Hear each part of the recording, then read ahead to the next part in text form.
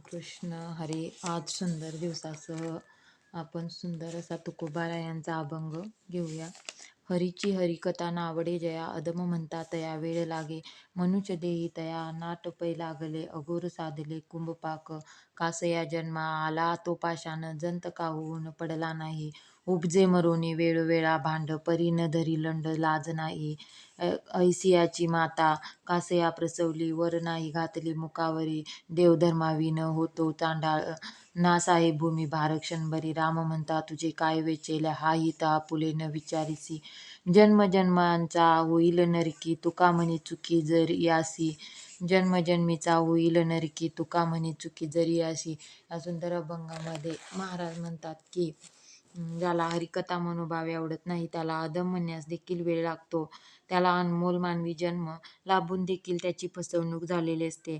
त्याला कुंभपाक नावाचा नरक प्राप्त होतो. असा हा दगडासारखा मनुष्य का बरे जन्माला आला, जंत होऊन का बरे पडून गेला नाही. असा हा भांडखोर मनुष्य जन्म मरणाच्या चक्रात फिरत असतो. परंतु पाखंडी माणसात जन्म मरणाची लाज नसते. अशा दुष्ट माणसाला आईने जन्म तरी का बरे दिला, जन्मताच त्याच्या तोंडावर वार घालून त्याला मारून का टाकले नाही. असा हा अधम देव धर्माशिवाय आपला वेळ घालवीत असतो. याचा भार पृथ्वीला सहन होत नाही. तुकाराम महाराज म्हणतात, देवाचे नाव घेतले तर तुझे काय खर्च होते. तू स्वतःच्या हिताचा विचार का बरे करत नाहीस. जर तू देवाला विसरलास तर जन्मोजन्मीचा नरकवास भोगावा लागेल. जन्मोजन्मीचा होईल नरकी, तुका म्हणे चुकी जरी अशी. जन्मोजन्मीचा होईल नरकी, तुका म्हणे चुकी जरी अशी. उपेक्षिला येणे कोणी शरणागत, ऐसी नाही मात आई केले. आता काय ब्रीद सांडिल आपुले, ठाईचे धरले जाणून या. आता काय ब्रीद सांडिल आपुले, ठाईच धरले जाणून या. माझ्या दोषासाठी होईल पाठमोरा, ऐसा कोण पुरा भोग बळी. तुका म्हणे रूप आमुच्या कैवारे, धरिले गोजिरे चतुर्भुज. तुका म्हणे रूप आमुच्या कैवारे, धरिले गोजिरे चतुर्भुज. तर महाराज म्हणतात की शरण आलेल्या भक्ताची देवाने कधी उपेक्षा केली आहे का, असे कधीही ऐकले नाही. आता तरी तो आपले पतित पावन ब्रीद सोडणार आहे काय. मूळचेच असणारे हे ब्रीद जाणून बुजून धारण केले आहे. माझा असा कोणता बरे मोठा दोष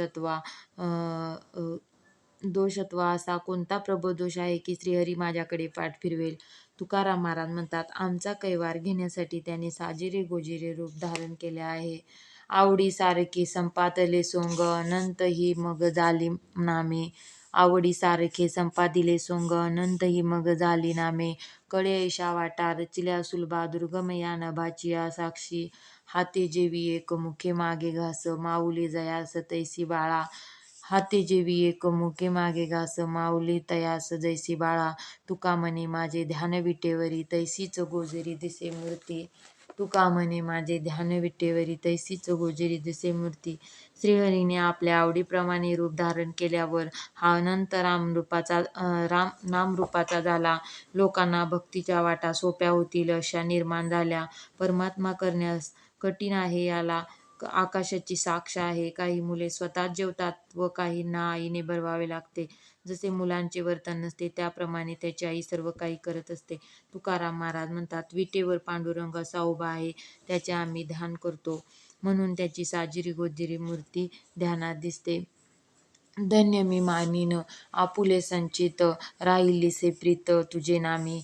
धन्य मी मानिन आपुले संचित, राहिलेसे प्रीत तुझे नामी. धन्य झालो आता यासी संदेह नाही, न पडे यावाही काळा हाती. ब्रह्मरस करू भोजन पंक्ती, संतांचे संगती सर्व काळ.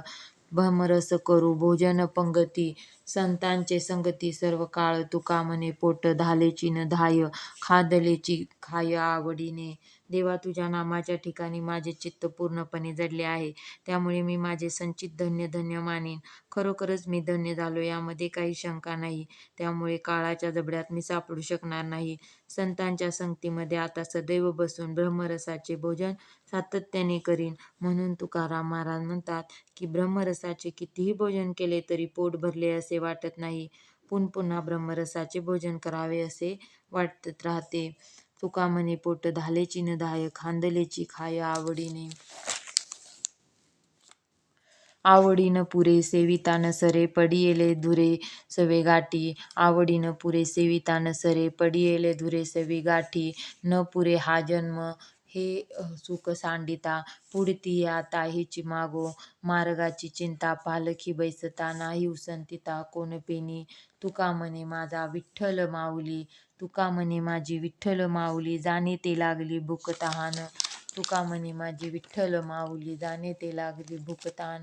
या अभंगामध्ये महाराज म्हणतात की त्या श्रीहरीची एकदा भेट झाली आणि तो सर्वत्र आहे याची जाणीव झाली की त्याच्याविषयीचे प्रेम कधीच संपत नाही. ते प्रेम सातत्याने घ्यावे असे वाटते. हे निस्वार्थ प्रेम इतके अलौकिक आहे की कितीही जन्म घेतले तरी पुरे पडणार नाहीत.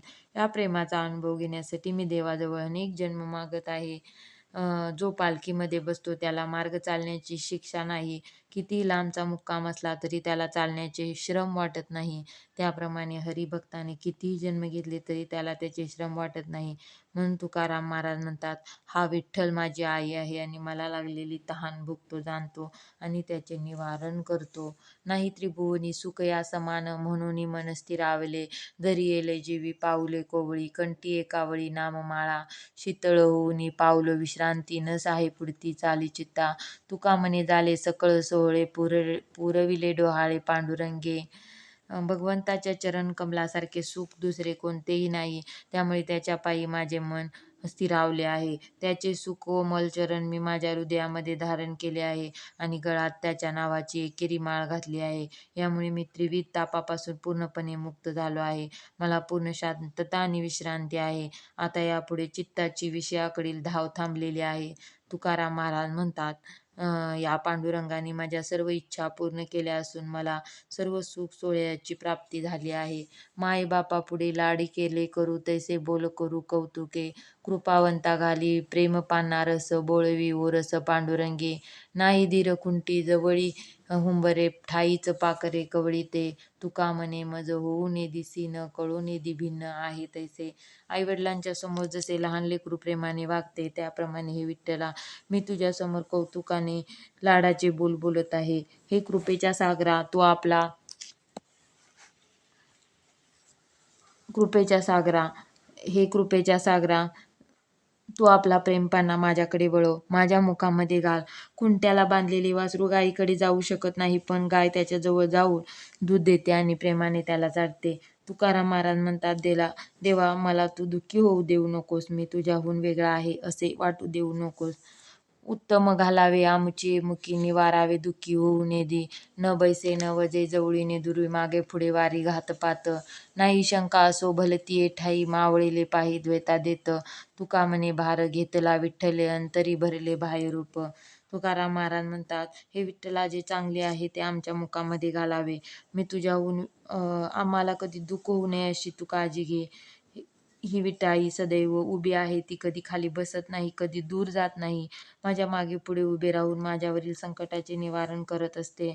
आता आम्हाला कोणत्याच गोष्टीचे भय राहिले नाही. कोणत्याही प्रकारची शंका राहिली नाही. सर्व प्रकारचे भेद नाहीसे झाले आहेत. तुकाराम महाराज म्हणतात, या विश्वाच्या एका विठ्ठलाने माझ्या सर्व प्रकारचा भार घेतला आहे. तो माझ्या आत बाहेर भरून राहिला आहे. अशा प्रकारे तुकाराम महाराज म्हणतात की हरीची कथा नावडे जया आदम म्हणता तया वेळ लागे. तुकाराम महाराज म्हणतात की ज्याला हरिकथा आवडत नाही त्याला आदम म्हणायला वेळ लागत नाही. आणि तुकाराम महाराज सांगतात की वेळोवेळी सांगतात की धन्य मी माईना आपुले संचित राहिले प्रीत तुझे नामी. की तुझ्या नामाच्या ठिकाणी माझे पूर्णपणे चित्त लागू दे आणि त्यावेळीच मी तुला संचित धन्य धन्य मानीन आणि त्यावेळी मी धन्य झालो यात शंका नाही असे तुकाराम महाराज या अभंगामध्ये सांगतात. नाही त्रिभुवनी सुख या समान म्हणून मन स्थिरावले. की भगवंताच्या चरण कमलासारखे सुख दुसरे कोणतेही नाही. म्हणून तर तुकाराम महाराज म्हणतात की त्याच्या पायी माझे मन स्थिरावले आहे. त्याचे कोमल चरण मी माझ्या हृदयामध्ये धारण केले आहे असे तुकाराम महाराज सांगतात आपल्याला. थँक्यू.